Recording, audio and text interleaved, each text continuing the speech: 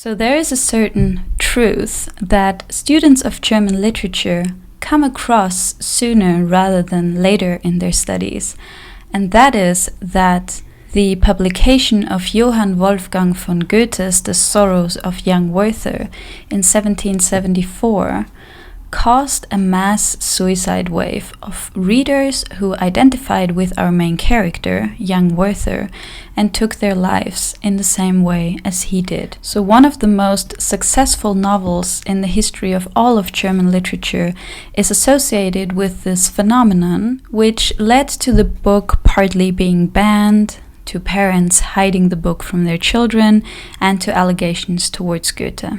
Still today, the Werther effect describes when media inspires people to commit copycat suicides. And we recently talked about this phenomena in class because one of my professors is involved in a research project at the University of Münster in Germany that is dedicated to shed some light on this somewhat nebulous myth that is hovering over German literature. And today we'll talk about the results of this research and hopefully answer the question on whether or not Goethe actually did inspire people to commit suicide. If you're new to this channel, then hello and welcome. My name is Maria, and I have just finished my first year of studying comparative literature at the University of Vienna.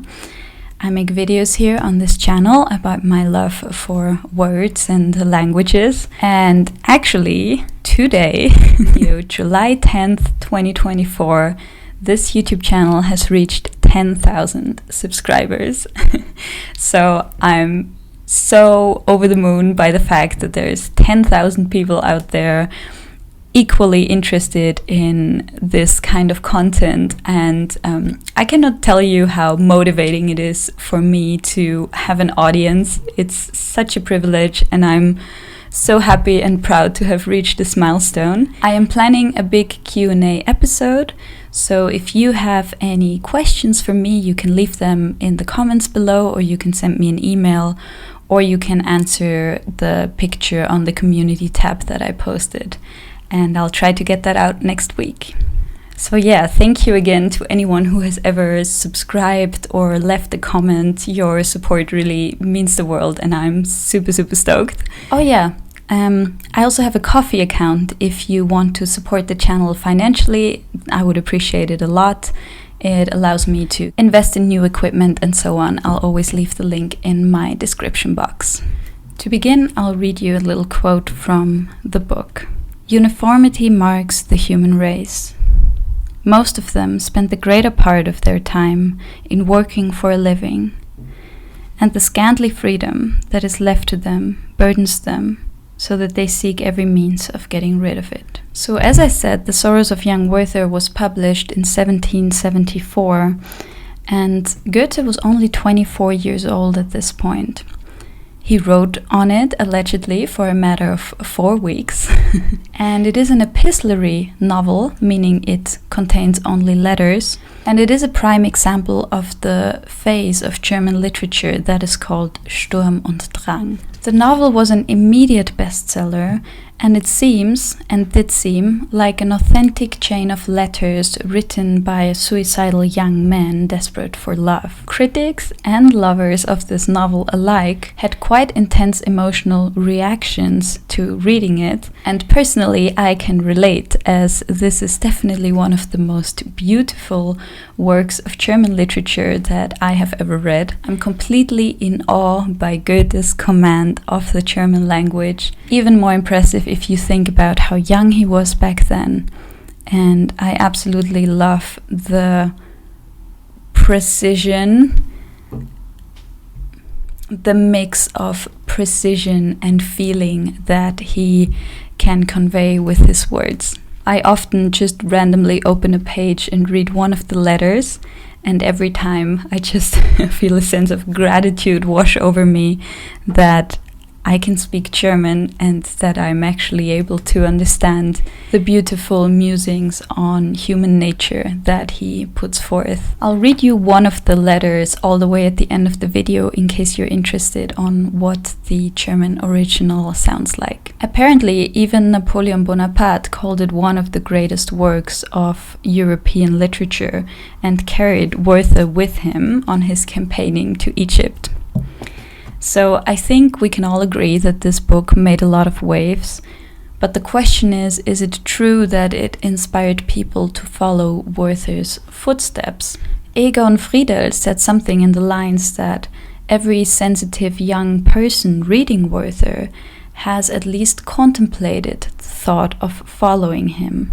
And just to give you a better picture of the, I guess, myth that is floating around, is that there was, as I said, a disproportionate amount of people who read young Werther and then took their lives by shooting themselves in the head with a pistol while wearing the Werther uniform, the yellow pants, and having a copy of the Sorrows of Young Werther either nearby, in their pockets, or on the table.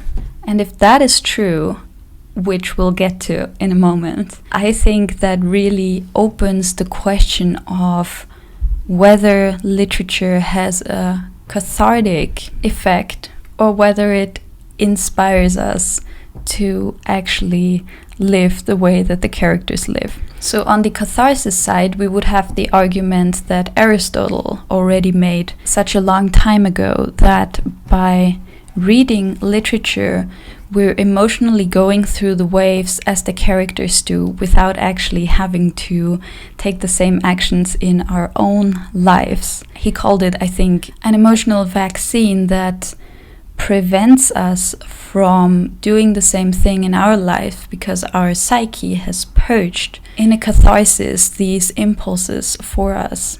So in this case, it would mean you're reading Werther exactly to not go through with the impulse of taking your own life. Then there's also the other side, though, that would argue that art inspires us to live in the same way as the characters do.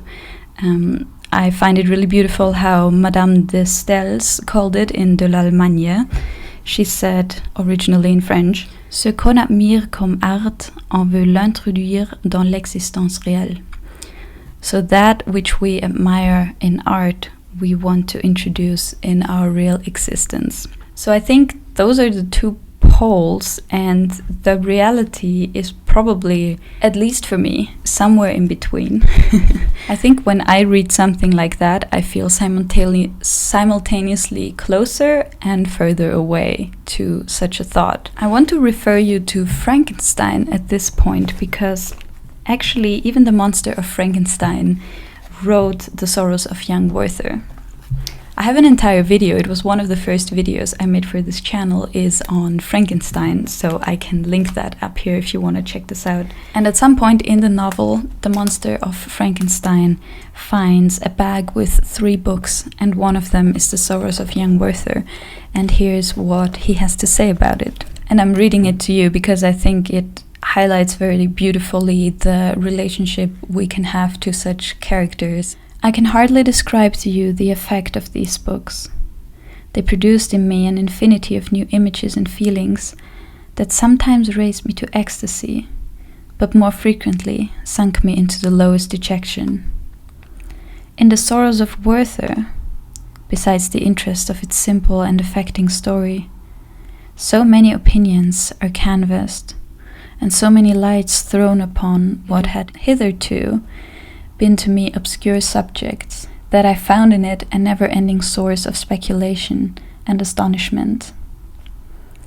The gentle and domestic manners it described, combined with lofty sentiments and feelings, which had for their object something out of self, accorded well with my experience among my protectors, and with the wants which were forever alive in my bosom.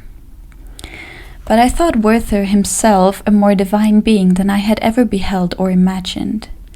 His character contained no pretension, but it sunk deep. The disquisitions upon death and suicide were calculated to fill me with wonder. I did not pretend to enter into the merits of the case, yet I inclined towards the opinions of the hero, whose extinction I wept, without precisely understanding it. As I read, however, I applied much personally to my own feelings and condition. I found myself similar, yet at the same time strangely unlike to the beings concerning whom I read. Yeah, I think this very beautifully illustrates this paradox in a way of identifying and at the same time being cleansed through literature. I would love to hear your opinion about this topic. To me, it's something I cannot exactly grasp or put into words yet. So if we look a little bit closer on the study that has been done that wants to answer the question of whether or not there was a suicide wave, we already run into the first problem, and that is that we have to define what a wave is.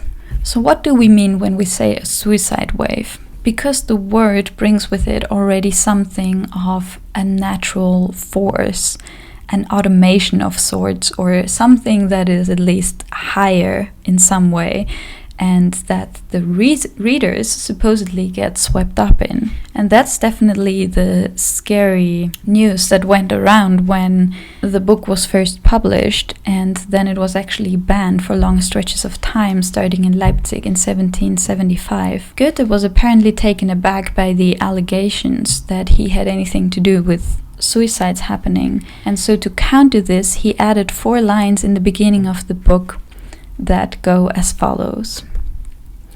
Du beweinst, du liebst ihn, liebe Seele, rettest sein Gedächtnis von der Schmach. Sich dir winkt sein Geist aus seiner Höhe. Sei ein Mann und folge mir nicht nach. So I'm not gonna attempt to perfectly translate that, but the last line is the most important one, and that says, be a man and don't follow me. So read my story, but don't follow in my footsteps. So a few more problems that you run into if you want to do empirical research on something like that is, if you think about it, how close do the suicides have to be to the publication date or to the date of the person reading the novel? What if someone who is taking their own lives has read The Sorrows of Young Werther, has it in their bookshelf, but it has been 10 years ago? Can we call that a cause? The next problem is, even if people read this book and then committed suicide, does that mean that Goethe is responsible for those suicides? Wouldn't all of literature be responsible in some way?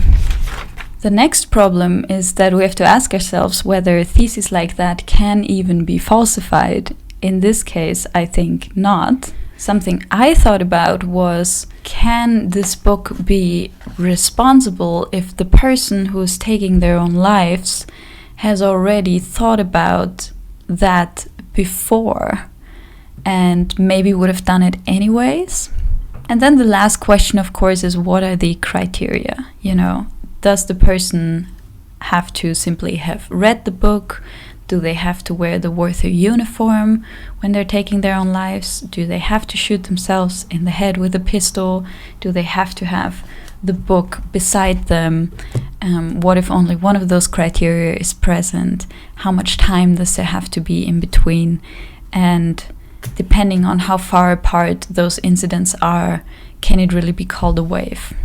So as you can see, in this case, it's very difficult to do empirical research when it comes to literature, as it so often is, as it also overlaps with other fields, biographical work, criminology.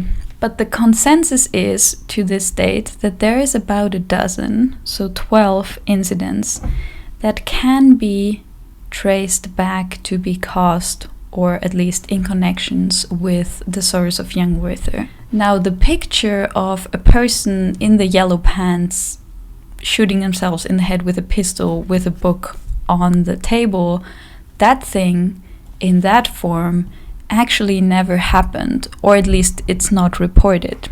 So I think the only true question that is left to ask is, why is this phenomenon so fascinating?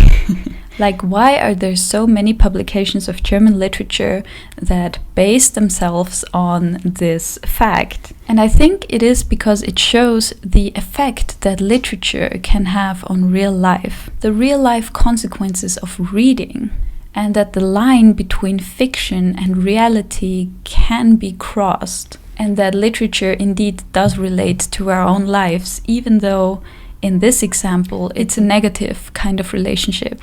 And in a world where you constantly have to justify studying literature, where you always have to explain yourself why you're engaging with fictional stories, I think it brings a certain validation, it brings a certain power to literature that makes us go, see, it does have an effect. Let me know what you think about this whole topic and the kind of thoughts that it has brought up for you. I'm always so happy to read your comments. And as I promised, for the end, I'm gonna read you one of the letters. I think I'm gonna do the 22nd of May. That is the 6th letter in the novel. Dass das Leben des Menschen nur ein Traum sei, ist manchem schon so vorgekommen, und auch mit mir zieht dieses Gefühl immer herum. Wenn ich die Einschränkung ansehe, in welcher die tätigen und forschenden Kräfte des Menschen eingesperrt sind, wenn ich sehe, wie alle Wirksamkeit da hinausläuft, sich die Befriedigung von Bedürfnissen zu verschaffen, die wieder keinen Zweck haben, als unsere arme Existenz zu verlängern. Und dann, dass alle Beruhigung über gewisse Punkte des Nachforschens nur eine träumende Resignation ist, da man sich die Wände, zwischen denen man gefangen sitzt, mit bunten Gestalten und lichten Aussichten bemalt. Das alles, Wilhelm, macht mich stumm. Ich kehre in mich selbst zurück und finde eine Welt. Wieder mehr in Ahnung und dunkler Begier als in Darstellung und lebendiger Kraft. Und da schwimmt alles vor meinen Sinnen und ich lächle dann so träumend weiter in die Welt. Dass die Kinder nicht wissen, warum sie wollen, darin sind alle hochgeladen Schul- und Hofmeister einig. Dass aber auch Erwachsene gleich Kindern auf diesen Erdboden herumtaumeln und wie jene nicht wissen, woher sie kommen und wohin sie gehen, ebenso wenig nach wahren Zwecken handeln, ebenso durch Biskuit und Kuchen und Birkenreiser regiert werden, das will niemand gern glauben. Und mich dünkt, man kann es mit Händen greifen. Ich gestehe dir gern, denn ich weiß, was du mir hierauf sagen möchtest, dass diejenigen die glücklichsten sind, die gleich den Kindern in den Tag hineinleben, ihre Puppen herumschleppen, aus- und anziehen und mit großem Respekt um die Schublade umherschleichen, wo Mama das Zuckerbrot hineingeschlossen hat. Und wenn sie das gewünschte endlich erhaschen, es mit vollen Backen verzehren und rufen, mehr. Das sind glückliche Geschöpfe. Auch denen ist's wohl, die ihren Lumpenbeschäftigungen oder wohl gar ihren Leidenschaften prächtige Titel geben und die sie dem Menschheitsgeschlechte als Riesenoperationen zu dessen Heil und Wohlfahrt anschreiben. Wohl dem, der so sein kann. Wer aber in seiner Demut erkennt, wo das alles hinausläuft, wer das sieht, wie artig jeder Bürger, dem es wohl ist, sein Gärtchen zum Paradiese zuzustutzen weiß, und wie unverdrossen dann doch auch der Unglückliche unter der Bürde seinen Weg fortkeucht, und alle gleich interessiert sind, das Licht dieser Sonne noch eine Minute länger zu sehen. Ja, der ist still und bildet auch seine Welt aus sich selbst und ist auch glücklich, weil er ein Mensch ist. Und dann, so eingeschränkt er ist, hält er doch immer im Herzen das süße Gefühl der Freiheit und dass er diesen Kerker verlassen kann, wann er will.